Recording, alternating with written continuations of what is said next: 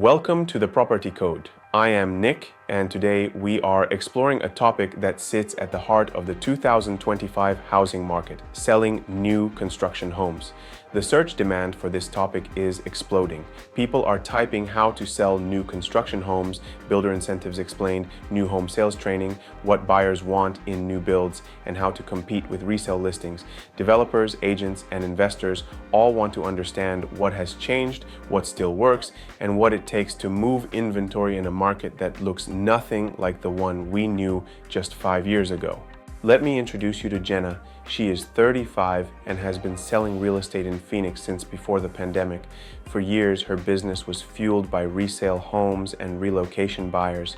But when mortgage rates started hovering around the mid-sixes and resale listings froze, builders became her new partners. They had dozens of finished homes, all with identical floor plans, sitting quietly under the desert sun. She realized that the next stage of her career was not just about showing houses, it was about learning to sell a product that was brand new, efficient, and backed by corporate budgets that could either be her biggest ally or her biggest competitor. Her first discovery was simple. Selling new construction in 2025 is not about granite countertops or floor plans, it is about storytelling.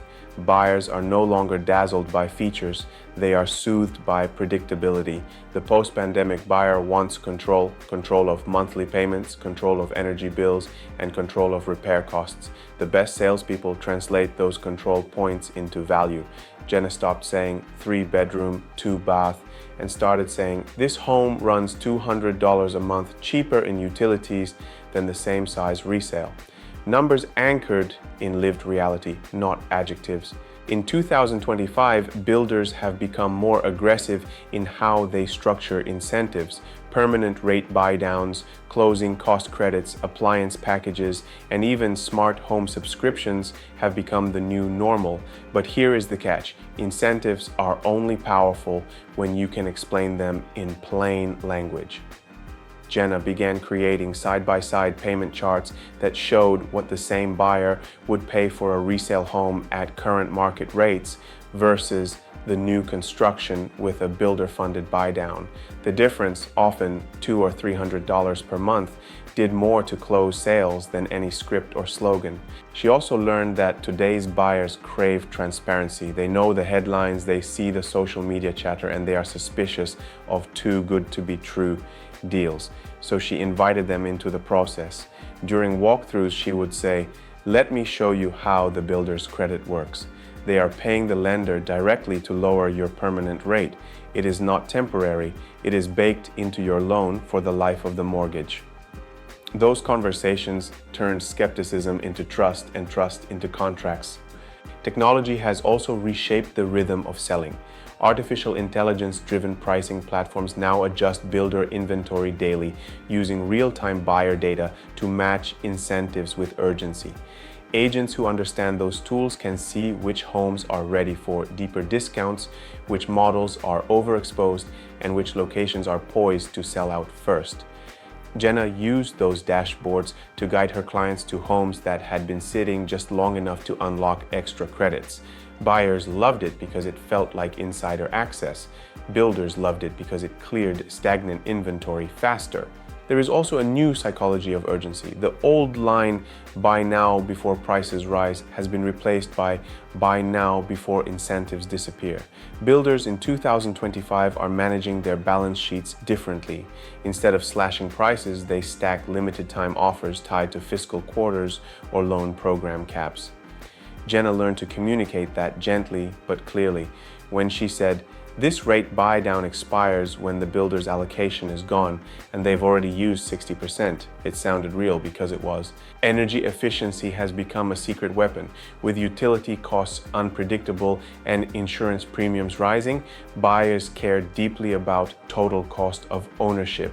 Jenna trained herself to explain insulation ratings, heat pump systems, and sealed ductwork not as engineering trivia, but as lifestyle stability. A home that saves $70 a month on power is effectively a lower mortgage payment in disguise. She would even pull up a side-by-side comparison of average electric bills from the builder's model home versus the resale next door.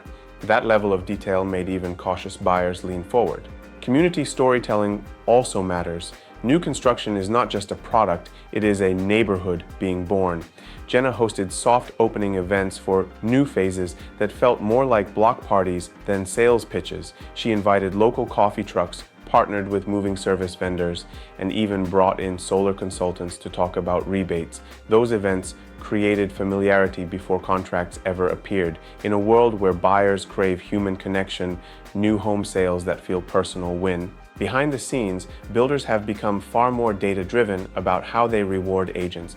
In the past, some builders saw outside realtors as unnecessary.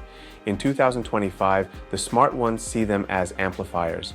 Many now offer tiered commissions, co-marketing budgets, and exclusive preview access to standing inventory. Jenna leveraged that by filming 30-second walkthroughs for social media, each one highlighting a real incentive rather than vague hype. A permanent rate buy-down or a free year of HOA dues made better content than any drone shot of a backyard. She also became a student of financing. 2025 brought creative structures like one-time close construction loans for custom buyers, assumable loans for inventory homes, and hybrid models where builders partner with fintech lenders to verify income instantly. Knowing which lenders could close in 3 weeks versus 6 became a competitive edge. In this market, speed converts hesitation into confidence. Her favorite deal of the year was a young couple relocating from Denver. They were anxious about selling their old home in a slower market while trying to buy new. Jenna connected them with a builder who offered a trade-in program, buying their current home at an agreed price so they could move forward immediately. The builder resold it later, but the couple avoided double moves and temporary housing. They closed in 30 days and moved into a brand new home with a fixed payment that matched their old mortgage. That is what modern selling looks like, solving problems before they become excuses. By late summer, Jenna's pipeline was stronger than ever. While many agents complained about high rates and low resale inventory, she leaned into the certainty of new construction. Every home she sold came with a warranty, every buyer received a clean appraisal, and every closing included a story about how transparency turned anxiety into action.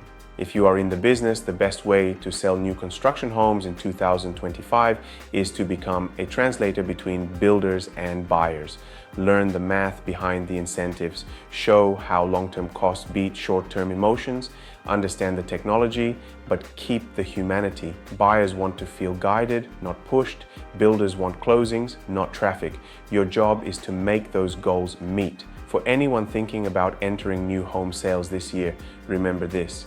The product is new, but the principle is ancient.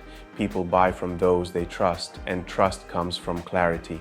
In an era of complex financing and flashy marketing, the calm voice that explains the fine print is the one that wins the contract. Jenna ends her year standing in the driveway of a sold home, watching the buyers unpack a moving truck.